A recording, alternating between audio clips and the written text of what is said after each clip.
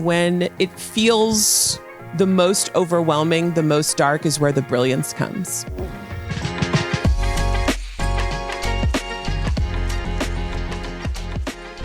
Welcome to the TroopHR podcast. I'm your host, Taylor Bradley. I'd like to start out with a quick note. Some of you have noticed that we have taken a brief summer hiatus, and we can all appreciate that sometimes life presents us with some unexpected journeys that take a bit more time than we were expecting. So I do appreciate all of our listeners' patience, and I'm excited to get us back onto a normal cadence. So to dive right in, I was unable to make the actual retreat this year, which was deeply disappointing for me, but extraordinarily exciting for those that were able to attend. So today's episode is a treat for those that were either in person or unable to make it. It is the live to tape broadcast from the retreat itself of one of our main stage events. So now I turn it over to my co-host in this, live on stage, Mita Mallick. I am so delighted to be in conversation with these two incredible people leaders and members of our community. We are going to be having a discussion today on leading through change in the workplace. And there are so many amazing reports out there on this topic.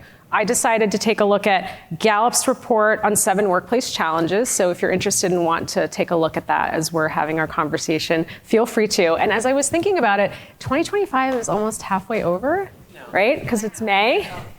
But I think that these trends are certainly relevant for this year and years to come. And so with that, I'm really excited to get into conversation with Chelsea and Trey. I don't like bios. I find bios pretty boring, but you can check them out. Our amazing bios on the app. And so I want you all to just briefly introduce yourselves, who you are, what you do, and tell us something that Google wouldn't be able to find about you. And I think it's only fair that I go first, because I'm putting you through this awkward exercise, right? Okay, so hi everyone, I'm Mita Mallick. I'm a Wall Street Journal best-selling author and a workplace strategist. And as Tracy mentioned, I have a book coming out called The Devil Emails at Midnight. And I finished edits to the book not too long ago, which if you're an author, it's a big deal. And my husband said to me, so how do you want to celebrate? Do you want to have like a fancy sushi dinner? Do you want a handbag? I was like, I don't need another handbag. No. I said, we're going to McDonald's. And I love McDonald's. And so we went to the drive-thru without our kids, of course, because I don't share and I don't want a referee. And I had my vanilla soft-served ice cream cone, which is my go-to. Chicken nuggets, also I love. I didn't order all this, but chicken nuggets. And we were talking about the fish fillet is so underrated. Don't come for the fillet of fish. We will have words. If you haven't had one, raise your hand. Okay, so guess what? Preach yourself. We're gonna skip the Ritz-Carlton lunch. I'm gonna take you all to McDonald's. Just kidding. I want to after party on Tracy and Nicole's good side. But you know, growing up, McDonald's was my Ritz-Carlton, right? Like, kind of amazing that we're all here on stage today. Anyways, with that, Trey. Hi, everyone. It's so great to be here. My name's Trey Boynton. I use she, her pronouns, and I'm the Chief Diversity and People Officer at Chief, which is the largest network of executive women leaders. So we have a community of executive leaders who happen to be women and who sit at the intersection of leadership and gender. So for me, what I lead is both DEI strategy for both the team and our members, and also lead HR strategy. And I'm excited to be here today. And my fun fact is that I crochet. I'm a mad crocheter.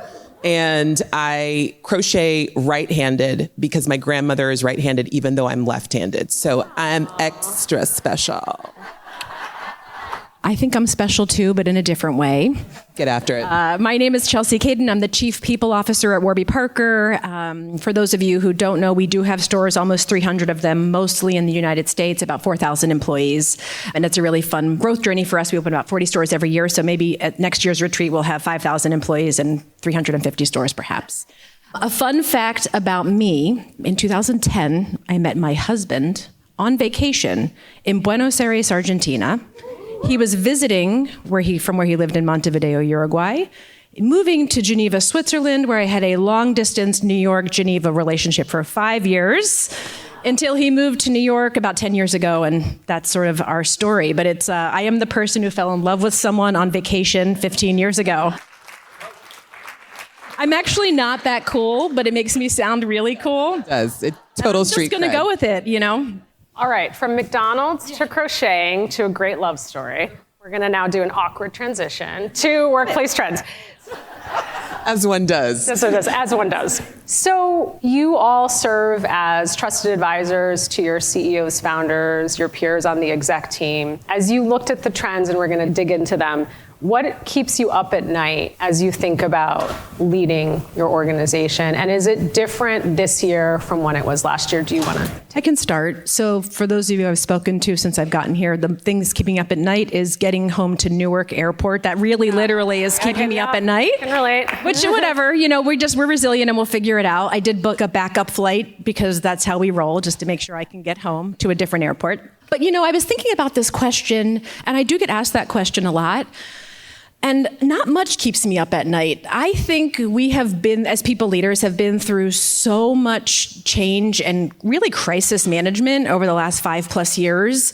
If you've built a good playbook, which I think I'll talk a little bit about that today, I think we can get anything done. We can tackle anything. We wear a lot of hats. Someone just joked they have to do offsites. Sometimes we were epidemiologists. Sometimes we're counselors. Like, it just depends.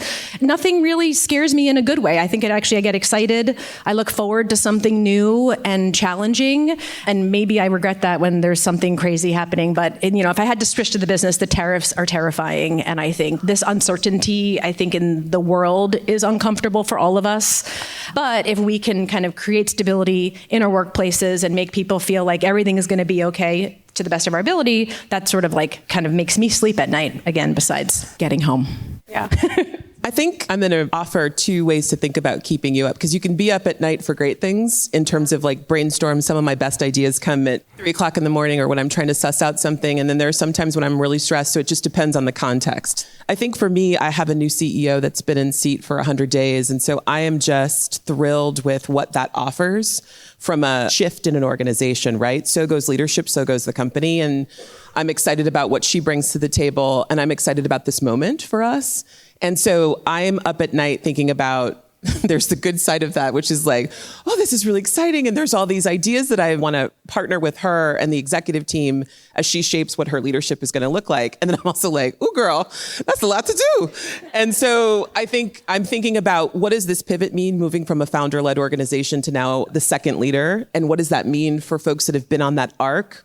We are a 5-year-old company. So we are 6 years. So we are in this kind of pivotal moment right now. And I'm excited to see what that looks like, and also know that the company needs to be held differently. And so I'm thinking about, what do we need to do as a people function, as a DEI function, to be able to say, this is the moment where we meet the team and help them find out if this is their next step of their journey. Where are they in their life with us? And so that's the stuff that kind of keeps me, it's kind of make it a loop in my head in both ways, good and a little bit terrifying. Yeah, I feel Newark. I'm flying in. Say a prayer for me. And I love what you just said, Trey, about change and the excitement of change. And when Josh Saterman was on stage yesterday talking about change, and sometimes it's the change that's fearful, but we can be up at night for exciting things, which I love. Yeah, we were talking about that yesterday. Jen, where are you? There, you were my buddy. We were talking yesterday about like, where does the panic happen? And I'm like, usually I'm like, yeah, we're good. This is going to be great. And then I kind of, the bottom falls out. I'm like, oh, I don't know how I'm going to do this. Yeah. And she was talking about it differently, of like, it's early panic. And we were just talking about, it happens at some point, but there's this moment. And I think right now I'm getting to the rally part where we kind of like, you just find it in wherever it is in your experience, in your team, in just what is going on, to be able to say, oh no, we're going to figure it out and we got this. Yeah. And I'm turning a corner. I feel like I'm close. I love that. So I want to get into this report, as I mentioned, the Gallup report on the 7 workplace challenges for 2025. And I was struck by this new term. It's called the Great Detachment. Raise your hands if you've heard of this term, the Great Detachment. I had not heard of this term put this way until I read the report, and I was like, wow, this is spot on. It says that in 2024, U.S. employee engagement reached an 11-year low. 11-year low. Other key measures tell an even gloomier story. Overall, employee satisfaction returned to an all-time record low. Employees are seeking new job opportunities at the highest levels since 2021. But here's the catch. People are not resigning because of the market as quickly as they did in 2021 during the Great Resignation. given the current job market and inflation. Does that resonate? Raise your hand and you're seeing that in your organizations. So Trey, I'm going to go back to you on this. I'd love to hear, when you think about employee engagement surveys, how do you go about effectively using those, actioning them, and finding out how employees are feeling? I'm sure many of us can attest to, I've been in organizations where you do the employee engagement survey result and nobody really wants to read it, or they don't actually believe what's in the survey, what their employees are telling them. Yeah, I think employee engagement surveys, first of all, I situate them in the many different listening motions. I think you've got to listen in many different ways. And when you pitch it all on an engagement survey, you get that response, I think, because they're like, give us the bad news. What did we do wrong? Where do we got to go? I don't want to know that I'm the lowest in this versus this other executive. And they do that. If we can actually normalize listening at all times, then the engagement survey is one of many touch points. Our version of ERGs, which we call the chief collectives, are a huge input for us how the company is feeling and doing. They are cultural touchstones, and the co-leads of those groups help me understand what each community is feeling, from our neurodivergent to our first gen, to our Latinx, to our Black African American, API, and so on.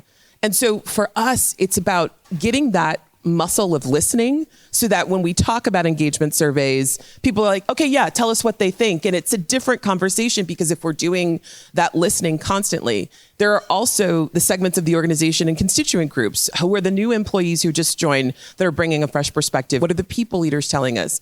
So for us, when we get to engagement surveys, I also am really thoughtful about the point in time that we talk about. This detachment is part of a bigger arc of a story. Yeah. Y'all, the world's tired. Yeah. And we're all navigating that right now. Yeah. Part of what I've had to do this year is, as a person who is a proud DEI practitioner and who has been in this field for 25 years, I am deeply, deeply navigating what it feels like to have that landscape literally shift under my feet. Yeah. While deeply believing in the true value. And I know what it does for an organization. I know what it unlocks. I know what it delivers. I know what it provides. And so for me, I think when we think about an engagement survey, I'm constantly thinking about what are we doing at this point in time as a business and as a society, because all of those things are influencing what the people are thinking at every given moment. Yeah. Add in layers of intersectionality. Sure. Folks that are our trans employees right now are feeling some type of way about feeling under the gun and the subject of public debate, in addition to any other intersections of groups. And so for me, what we do is we take the survey, we place it in this moment in time, and then as a people function, what I deeply believe in is doing what I say I do. As a partner, we bring in employee advisory groups specifically for the engagement survey. And it's a point in time. It's not an ongoing appointment. You come in for this survey and you help us figure out how to address the stuff that we saw.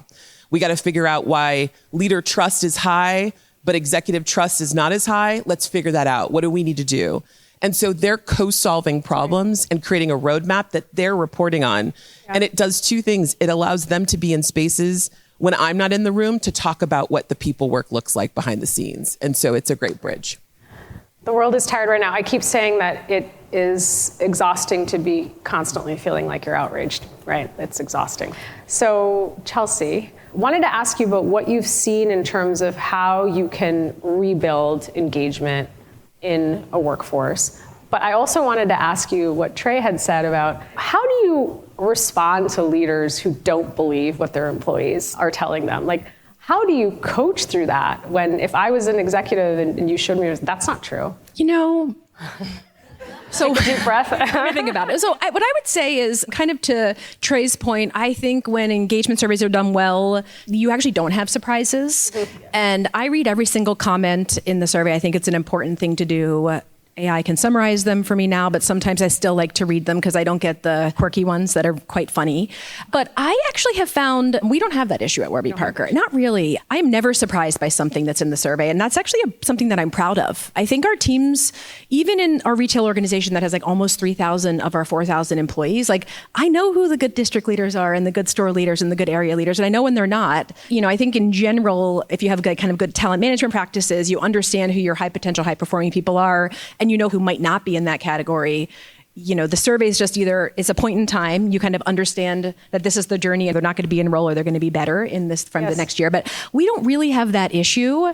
What do you think when leaders are surprised? Like if I was surprised, like why am I surprised? Because I'm so disconnected from what's happening in my org? We could talk about this for 10 hours maybe, but I do think it's probably your leadership style. It's probably that you are disconnected. It's probably that you're not listening to your teams. And I think in particular, I actually see that happening in the smaller teams than the bigger teams, which I think is a little bit more ironic because you would think when the more people, the less likely you are to actually know what's going on. But sometimes it's like the smaller teams that are totally unaware of how unhappy or disengaged. And oftentimes I see that actually being because the leader is disengaged.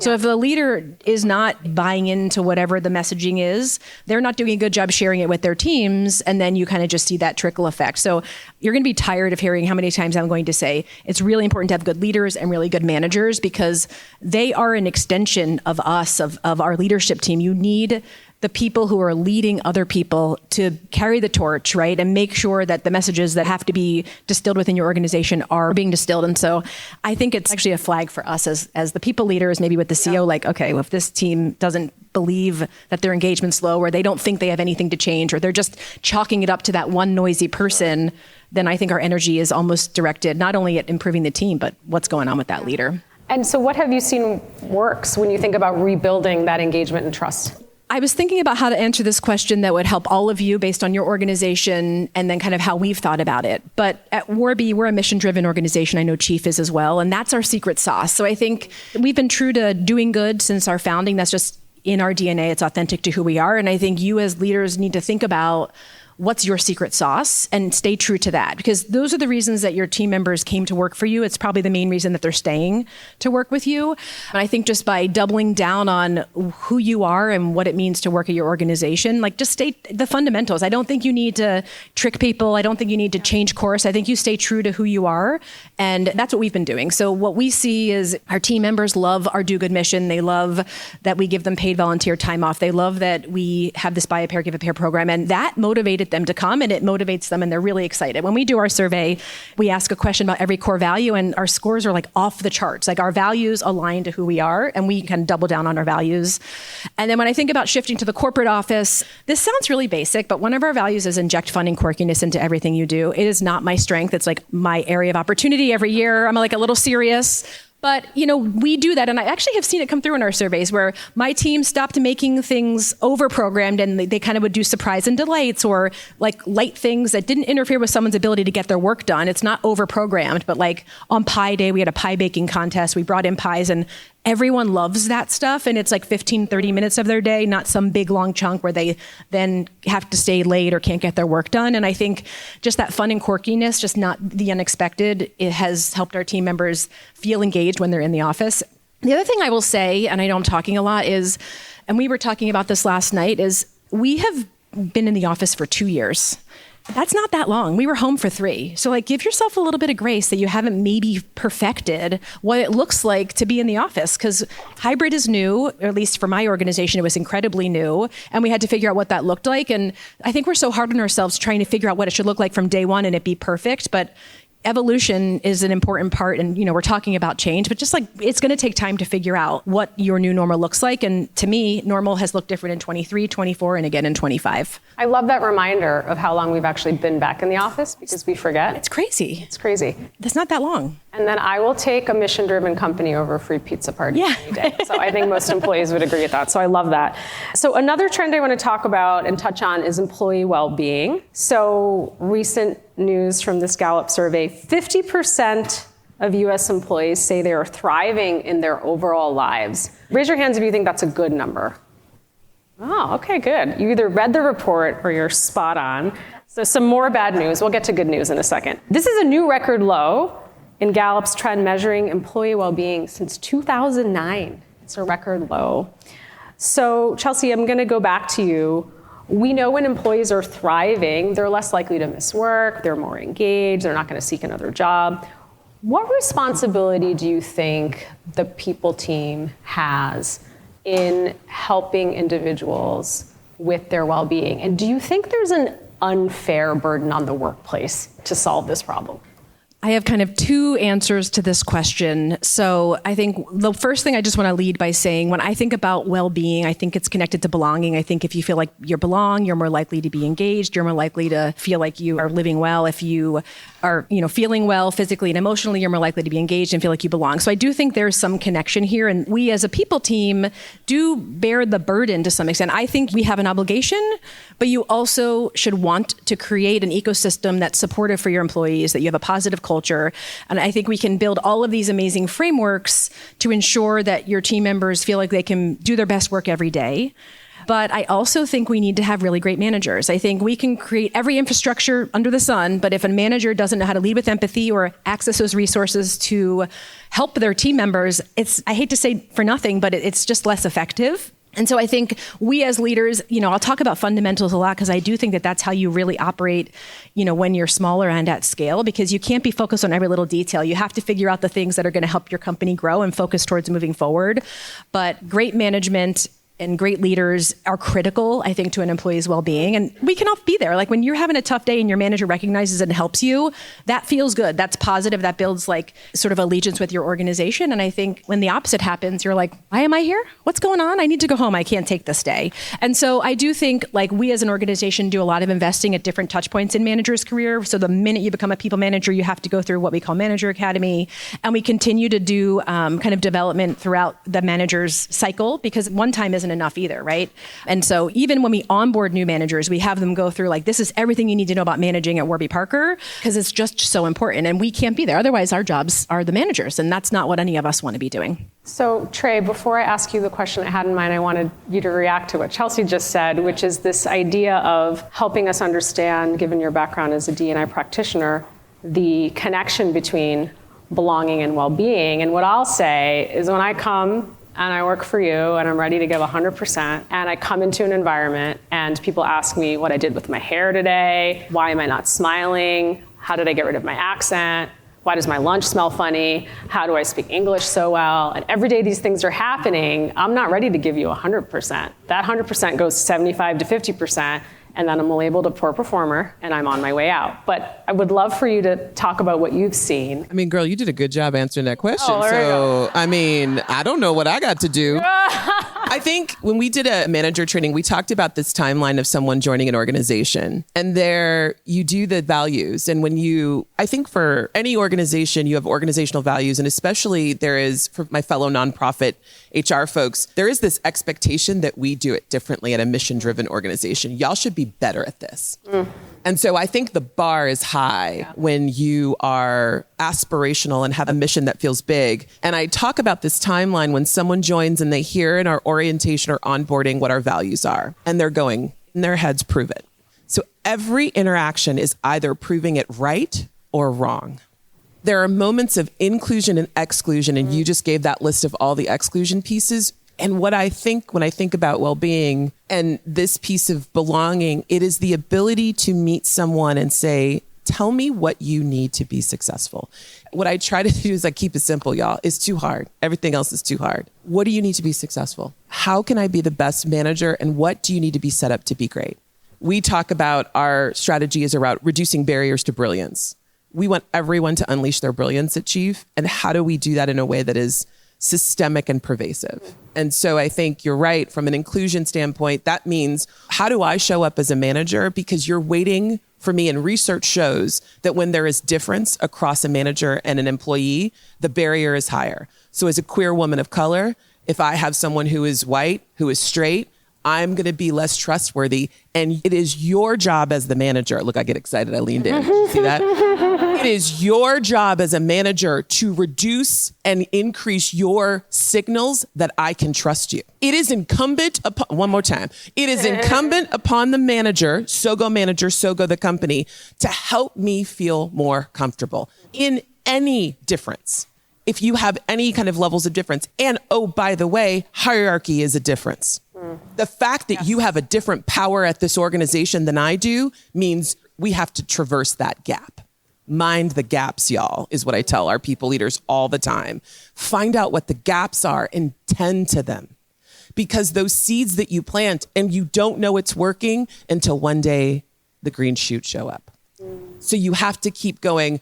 I'm thinking about this. I'm worried about this. I'm thinking about my colleagues who are experiencing this. It's not impacting me personally. And what I find leaders do is like, well, if I don't know about it, I don't want to talk about it. Right. I'm nervous. Say you're nervous. That's a good start. I don't have this experience, but I'm worried about how my folks who have folks that are living in this country, either undocumented or on a visa, I'm worried about my colleagues who are navigating that. And if they have anybody in their family who's also navigating that, you just put out a little seed that they might be able to talk to you about that in a couple weeks, a couple months, next year. Yeah, I could go about that. No, but I love what you brought I know, up. I'm just like excited now. I love what What's the question? No, so let's go to the next question.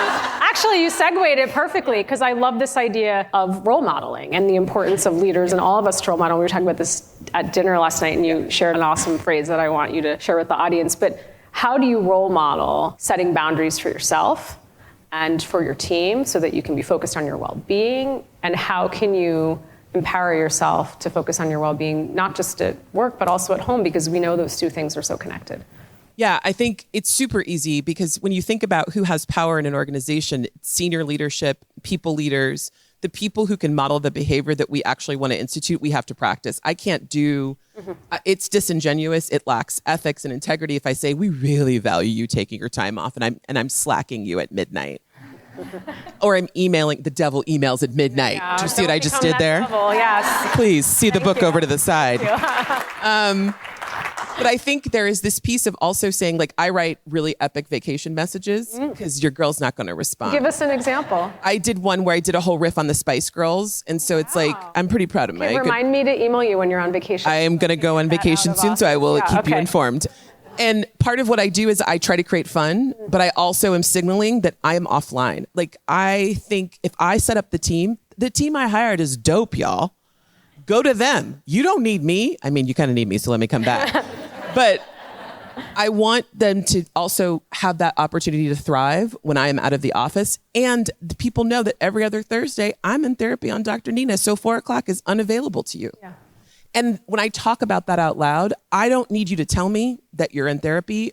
If you want to, great. But if not, you just know that I am taking care of myself. Yeah. And how I show up well for you is by unplugging, is by going to therapy, is by also taking the time and having these little boxes that we sit in, whether it's on Zoom or at a desk.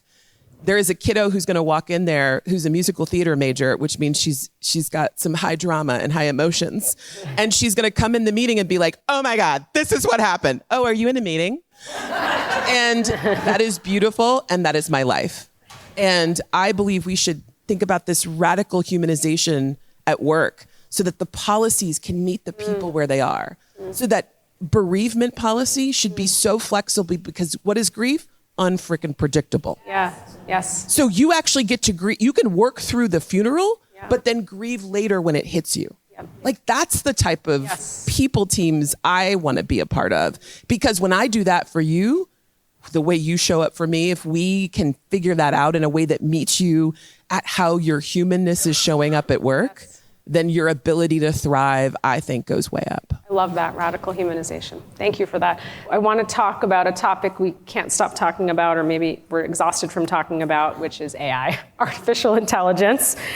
Since the release of ChatGPT in 2022, leaders have invested substantially in AI to boost productivity and customer service in their organizations, no surprise. But here's what's really interesting. I'm going to get into this data, but show of hands if you're using AI on a weekly basis. Wow, that's great. But interesting, so far, employee adoption of AI in the workplace is lagging behind the hype. So we just saw in the audience that almost everyone raised their hands, but that's not necessarily how employees are feeling. Nearly 7 in 10 employees say they never use AI, while 1 in 10 say they use it at least weekly. Perhaps even more telling is the number of employees who say they feel very prepared to work with AI. This has dropped by 6 percentage points over the last year since Gallup's been doing this survey. So that's really, really fascinating research and data. And so Chelsea, wanted to ask you about how you're personally thinking about AI, how your organization is thinking about it, and how you're all thinking about how to build it into the infrastructure, not just for the people team who is usually the ones leading the charge, but for the rest of the company as well. So I guess on the personal side, the first time I really got like maximum efficiency from ChatGPT was when I was applying to buy an apartment, and you have to write like 15 reference letters for the board. And I just was like, please write a note from the CEO who's also a co-op. And I wrote all the reference letters. I sent them to the person, and they were like, that's good, signed it and sent it back. So that took like 10 minutes instead of like probably 10 days or whatever, however long that takes. So I always like was able to find ways to help me with like writing in my personal life.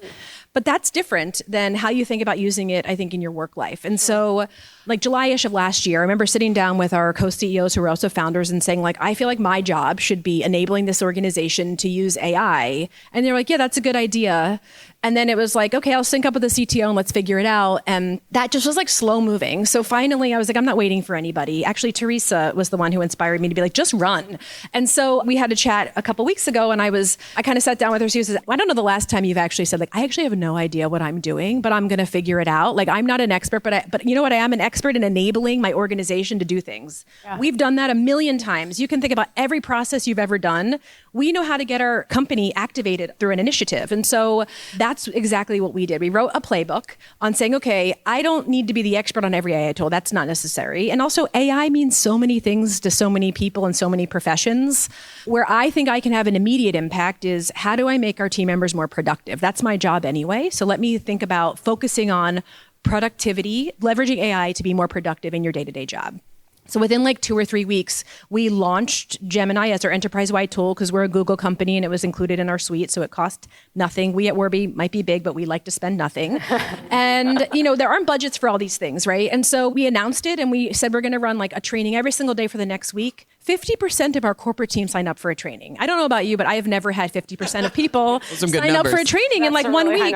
And I joined the first training and I sat around and said, like, this is so democratized. It doesn't matter what level you are. It doesn't matter what you do. Everyone is so curious. And what we were finding is that people just were uncomfortable saying, I don't know what to do and I don't know where to start. I don't know what I'm allowed to do. So my number one piece of advice is just have some humility. It's okay if you don't know the answers, but you are an expert in enabling your org and figure out what works for your organization. For us, that was like this quick hit. Someone on my team literally, there's a million resources. They watched all of them and built this amazing training. For any of you who've done a training or facilitated an AI training or like a, Gemini training, it's choose your own adventure. It just depends on who's in the room and what they share. And that was just like very profound to me. And then just the call to action to talk about it. So we have this great plan. Some of the things, and by the way, it will change. And that's sort of the beauty, is that this is evolving really quickly. And we sat with our CEOs to like present the enablement plan, which was like a 5-minute meeting because they were on board. They just want us to run and they don't want us to spend time on it,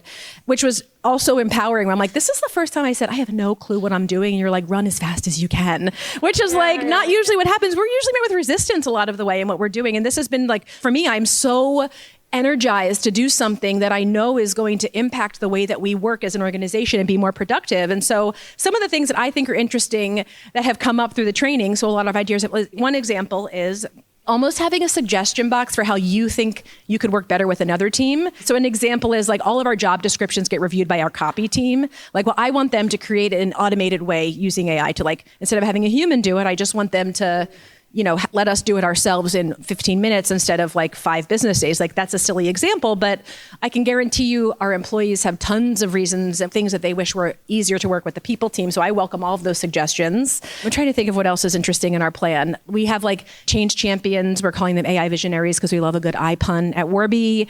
And just kind of like, it's talking about it. It's, it's getting people in every single meeting. How did you use AI for that? So you're reading all these big, bold statements like, AI first and no resources unless you get AI. And I think that scares people.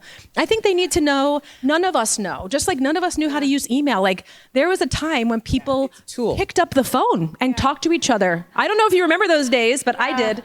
I used to like intercom someone in the office instead of chatting. Ooh, girl, you're going way back. I know. I'm just saying, it was a thing. Like, this is a transformation. I'm excited to be part of a big change in the way we work. I know that sounds a little cheesy, but if you can just take it and make it less ambiguous and just say, this is going to help you do your job faster, and you don't have to do this low value stuff, and let's reorient you to doing more high value stuff.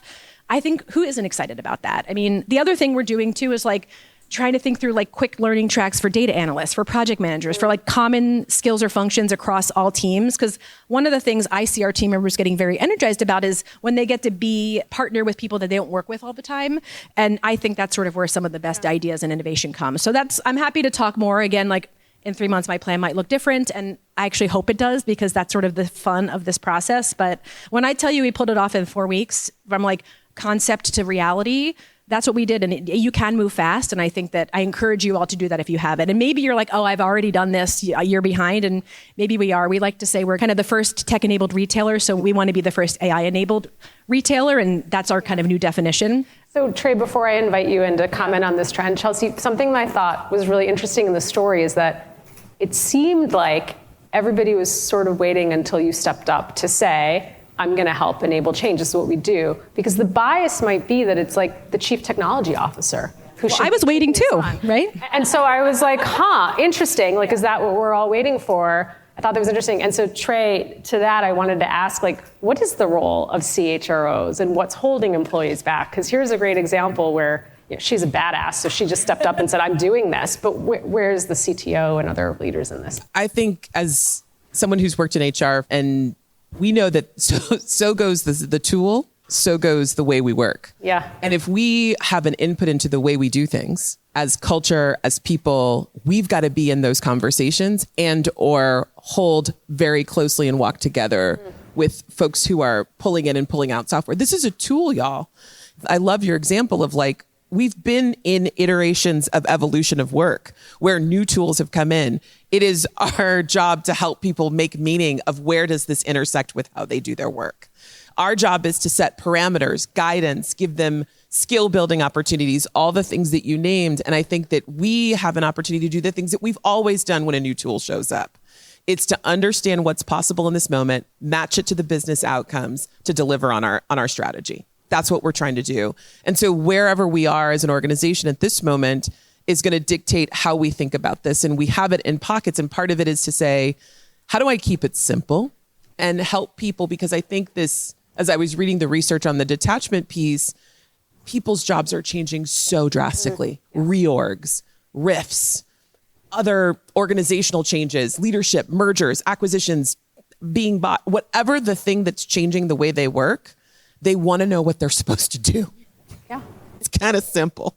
How do I tell you what to do so you can go do that? Because that then drives their connection to their work. It is when I have all these secret things and I throw things at the last minute, or you're now working over here and you have this new manager. That is what makes it hard for people to get their bearings and get their kind of sea legs underneath them. I think we can do the same thing by saying, in that job description example, not only here's your job description, here's how you do the work, and here's how AI fits or doesn't fit into that. And so this is where I think we can offer that on-ramp to have the conversation, to keep it straightforward and simple, and just be clear. Yeah. Be clear, because then they'll know what to do. Yeah. One thing that a HR leader who is really ahead of the curve in this space said to me that I think is really powerful, quote, is, you won't be replaced by AI, but you may be replaced by someone who can use AI better than you.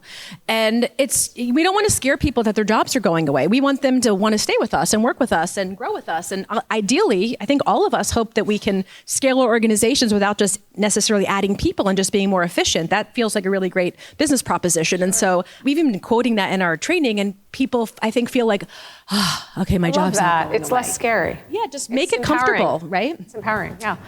Okay, our last hot trend, it's 2025, and really surprising and perhaps not surprising to hear that feedback and recognition are still areas of opportunities for managers. All right. Shocker. It keeps those consultants in the room very, very busy. Right. This is really interesting, though. This stat, I was just astounded by it. Gallup studied how managers think they lead their teams versus how employees say they are being managed. So, for example, 50% of managers strongly agree they are giving feedback to their direct reports every week. Guess what employees say?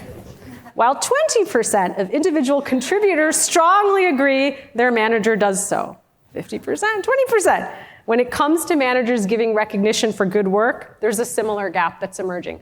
Okay, so Trey, help us out here. What is this gap? Chelsea's working for me, And 50%, I feel like I'm clear and direct. And she's nailing like, it. and you ask her, she's like, I don't know who she is. Yeah. What is this? I've never talked to her in my life. Imagining it, that I'm sitting down and giving her feedback and she's not hearing it, she's not receiving it. What is the disconnect? What is going on? And how can the people team help? I mean, that's a whole book and a whole session. I think this concept of self-awareness, and it's a precious, precious thing. And I want it so deeply for everyone, and yet it is not present for all the peoples. So I'm being a generous edit for the podcast. I think there is this disconnect. And what I want to know, and I think we talked about it yesterday with great leadership traits, where is curiosity and where is communication in this? In that, how do you really know what's going on? Right. What are the signals? Because there are always signals of when it's going well and when it's not going well. And how are you, when I think about that radar of scanning, I talked about it at onboarding of like people waiting for those signals. I think people are constantly, like they should have their own radar. So when I see small moments, when I know them really well, I think this is where identity matters a ton around communication styles.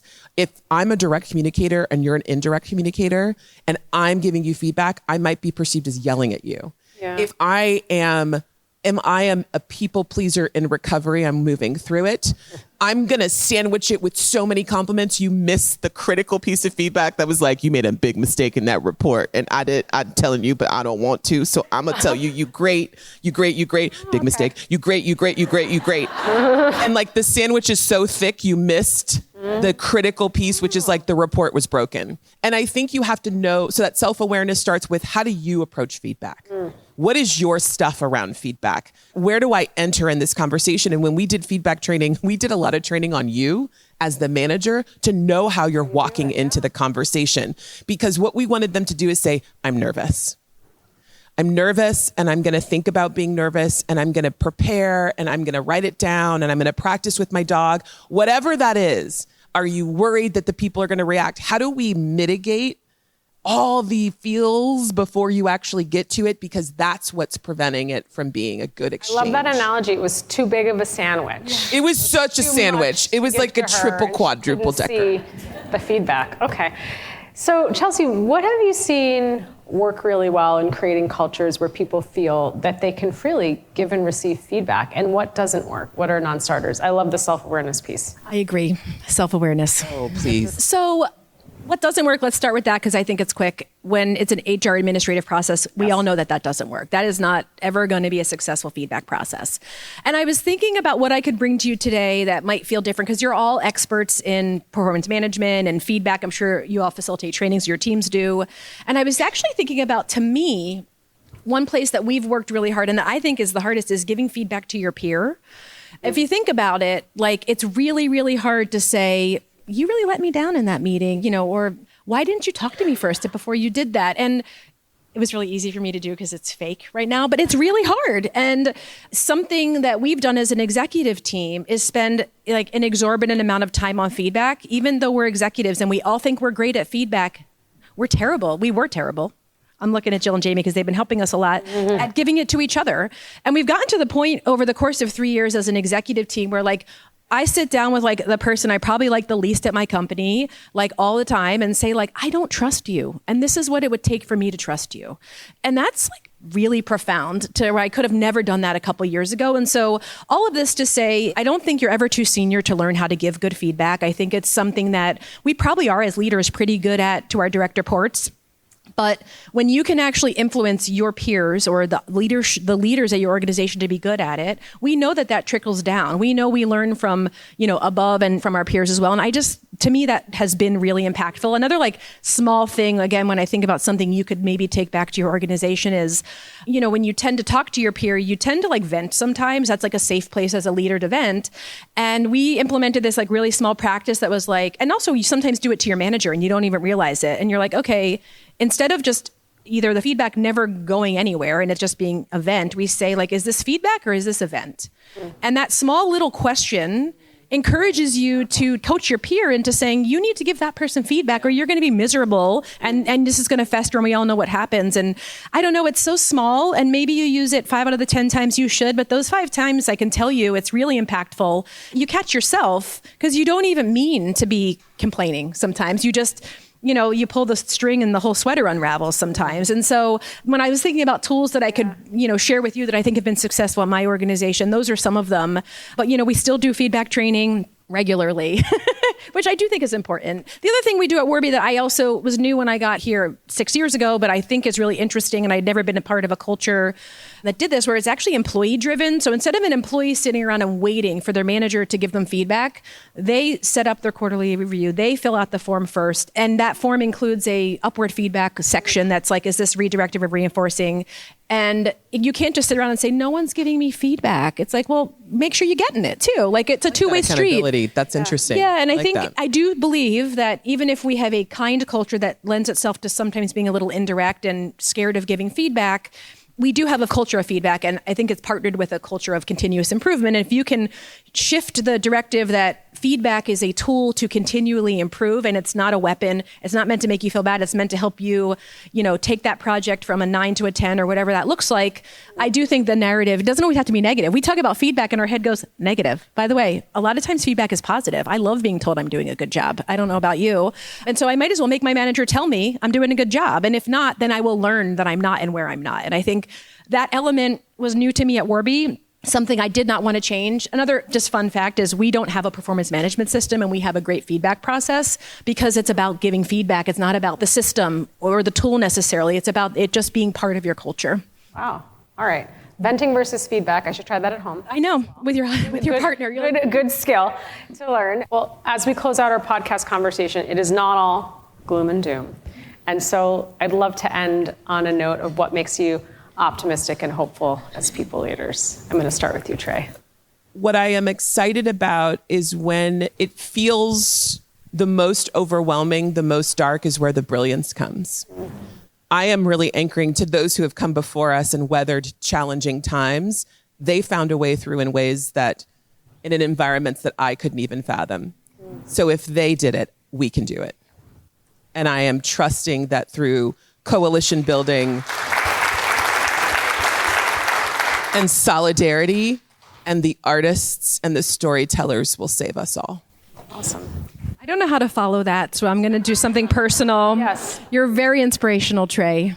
I could take a page out of your book. But I mean, when I have a rough day or whatever it is, like I have a almost 4-year-old son, like he is what keeps me hopeful. Like those snuggles, the like constant love, like the extra kisses, the FaceTimes, whatever it is. Just family is important to me, that kind of compartmentalizing what you leave at work and kind of how you have your time at home. I mean, that's my life, and I'm happy to be wearing both hats, whether it's, an executive at a public company or mom. And no one needs to know I'm anything but a mom when I'm home. Love that. Children keep us grounded. I had a parent fail. It was pajama day yesterday or today, and there was no pajamas being worn to school. So, hey, kids keep you grounded. And my husband forgot to send my son with his backpack to school yesterday. Yes, and I was about that earlier. So there it is. That feels like a fundamental accessory. Well, I just want to say, I was like, what? Please help join me in giving a big round of applause to Trey and Chelsea. Thank you so much.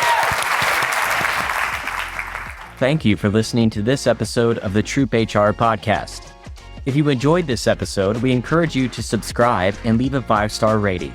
If you would like to learn more about our community, please visit TroopHR.com. In the meantime, keep living the dream.